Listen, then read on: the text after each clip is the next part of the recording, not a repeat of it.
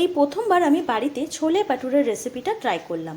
কোনো রকম রেস্টুরেন্ট কিংবা হোটেলের স্টাইলে নয়, একদম আমি আমার মতন করে ঘরোয়া পদ্ধতিতে এই দুটো রেসিপি ট্রাই করেছি। তাই ভাবলাম আমার সকল ইউটিউব বন্ধুদের সাথে সেটা শেয়ার করি। তো চলো দেখে নাও তোমরা কিভাবে বানালাম। নমস্কার বন্ধুরা, ঝর্ণাস কিচেন অ্যান্ড ব্লগস লাইফস্টাইল চ্যানেলে আপনাদের সবাইকে ওয়েলকাম। আজকে আমি প্রথমেই ছোলেটা বানাবো। তার জন্য দেখো এখানে কাবুলি চানা, যেটা আমি ওভারনাইট ভিজিয়ে রেখেছিলাম, আর এটা দেখছি খুব ভালোভাবে ভিজে গেছে। প্রথমেই এটাকে আমি সিদ্ধ করে নেবো। তার জন্য সমস্ত কিছু প্রেশার কুকারের মধ্যে দিয়ে দিলাম। এরপর দিয়ে দিলাম দুটো তেজপাতা, গোটা গরম মশলা, স্বাদ অনুযায়ী লবণ, 1 চিমটি খাবার সোডা আর সামান্য হলুদ দিয়ে এটাকে আমি সিদ্ধ করতে বসিয়ে দিলাম। 3টে সিটি বাজলেই আমি এটাকে বন্ধ করে দেবো। তো চলো যতক্ষণ এটা সিদ্ধ হচ্ছে ততক্ষণ আমরা বাটুরে বানাবার জন্য ময়দাটা মেখে নিই। বাটুরে বানাবার জন্য এখানে আমি নিয়েছি 500 গ্রাম ময়দা। তার মধ্যে দিয়ে দিলাম 1 বাটি আটা, 1 বাটির অল্প দিয়ে দিলাম সুজি, তারপর দিয়ে দিলাম স্বাদ অনুযায়ী চিনি, স্বাদ অনুযায়ী লবণ, দিয়ে দিলাম 1 চিমটি খাওয়ার সোডা, জোয়ান, আর দিয়ে দিলাম 2-3 টেবিল চামচ সাদা তেল। এরপর সমস্ত শুকনো উপকরণগুলো প্রথমেই খুব ভালোভাবে ময়ান দিয়ে নেব। তো বন্ধুরা, আজকের এই বাটুরের রেসিপিটা আমি কোনো রকম মাপঝোপ করে বানাইনি, সমস্ত কিছুটাই আন্দাজ মতো নিয়েছি।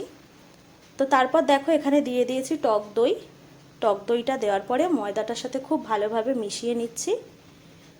এরপর হালকা গরম জল, একদম হালকা উষ্ণ গরম জল, সেটা দিয়ে আমি ময়দাটা খুব ভালোভাবে মেখে নেব। তো বন্ধুরা, কারা কারা আমার এই রেসিপিটা তোমরা কোথা থেকে দেখছো অবশ্যই আমাকে কমেন্ট করে জানিও। তো দেখো ময়দাটা মাখা হয়ে গেছে, একটু নরম করেই মেখেছি। এরপর ওপর থেকে আমি সাদা তেল দিয়ে একটু এরকম হাত দিয়ে মাখিয়ে রাখবো আর এটাকে ঢেকে রাখবো।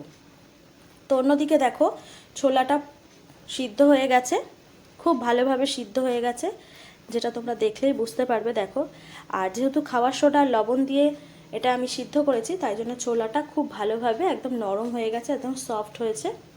তো তারপর ওভেনে একটা কড়াই বসিয়ে দিলাম, কড়াইতে দিয়ে দিলাম সর্ষের তেল, সাদা তেলেও করতে পারো, আমি এখানে সর্ষের তেল ব্যবহার করছি।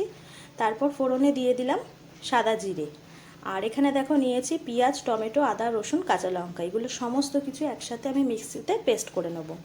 তারপর এই পেস্টটা আমি এবার তেলের মধ্যে দিয়ে দিলাম।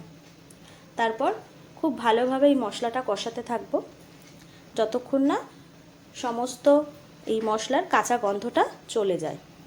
তো বন্ধুরা, যতক্ষণ এটা কষা হচ্ছে চলো দেখেই দিই কিছু গুঁড়ো মশলা আমি এখানে ব্যবহার করেছি। সেগুলো হলো হলুদ গুঁড়ো, জিরে গুঁড়ো, ধনে গুঁড়ো, লঙ্কার গুঁড়ো আর কাশ্মীরি রেড চিলি পাউডার।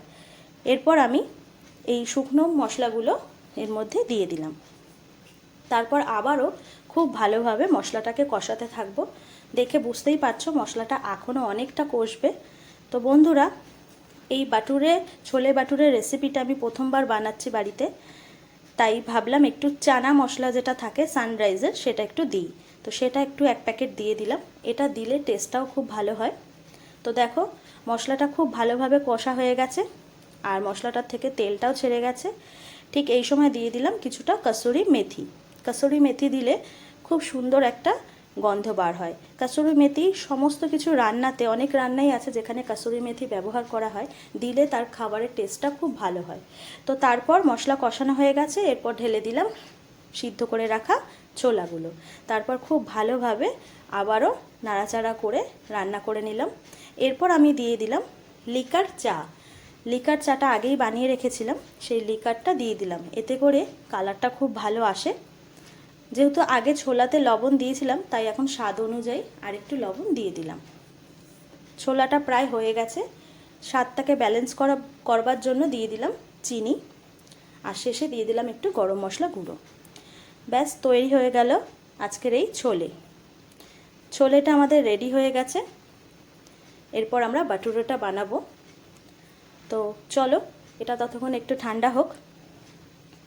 এদিকে দেখো ময়দাটা আমি মেখে রেখেছিলাম, প্রায় আধ ঘন্টা হয়ে গেছে আর ময়দাটা আরও সফট হয়ে গেছে। এরপর আমি ময়দাটার থেকে লেচি কেটে নিয়েছি। তারপর অন্যদিকে কড়াইতে সাদা তেল গরম হতে দিয়ে দিয়েছি। এরপর এক একটা লেচি নিয়ে ঠিক গোল গোল আকারে আমি বেলে নেব। তো বন্ধুরা, আজকের আমার এই রেসিপি দুটো যদি তোমাদের ভালো লাগে অবশ্যই একটা লাইক করো। আর যারা যারা আমার চ্যানেলে নতুন, যারা এখনও পর্যন্ত চ্যানেলটিকে সাবস্ক্রাইব করোনি, প্লিজ চ্যানেলটিকে সাবস্ক্রাইব করার জন্য অনুরোধ রইল। তো বন্ধুরা দেখো কি সুন্দর বাটুরেগুলো ফোলা ফোলা হয়ে একদম ভাজা হচ্ছে। প্রথমেই বলেছি একদম ঘরোয়া পদ্ধতিতে বানাচ্ছি।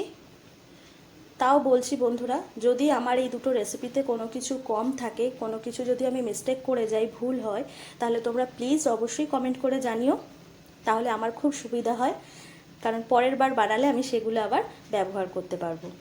আর কি কি জিনিস দিলে আরও টেস্ট হয় সেটাও জানিও।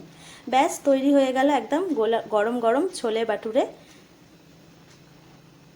তো তোমাদের কেমন লাগলো বন্ধুরা অবশ্যই জানিও। দেখা হচ্ছে তাহলে অন্য কোনো রেসিপি, অন্য কোনো ভিডিও নিয়ে। আজকের মতন এখানেই শেষ করলাম। দেখা হবে অন্য একটি ভিডিওতে। টাটা।